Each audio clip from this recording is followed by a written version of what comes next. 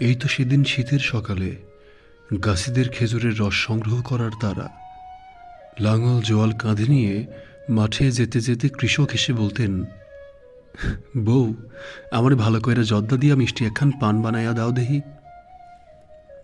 মুখে ছিল তৃপ্তির হাসি, গামছার ভেতর শক্ত করে গিট দিয়া কিছু গুড়মুড়ি নিয়ে সে কি ছুটে চলা।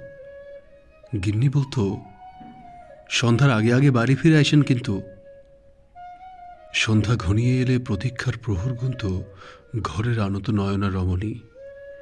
কর্তা যে তার বাড়ি ফিরবে এখনই। তখন গভীর রাত, চারিদিকে শুনশান নীরবতা, ঢেঁকিতে চালের গুঁড়া তৈরি, তারপর পিঠা উৎসব। আর এখন এখন খেজুর গাছ আছে সারি সারি, নেই মানুষের উপচে পড়া ভিড়, ঢেকির ঠক ঠক শব্দ।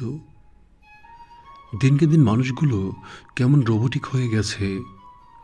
ফেসবুকে চলে গুড মর্নিং, গুড নাইট, রিস্যাঙ্গেজ নিয়ে প্রতিযোগিতা। শীতের আড়মোড়া ভেঙে সকাল আর দেখাই হয় না।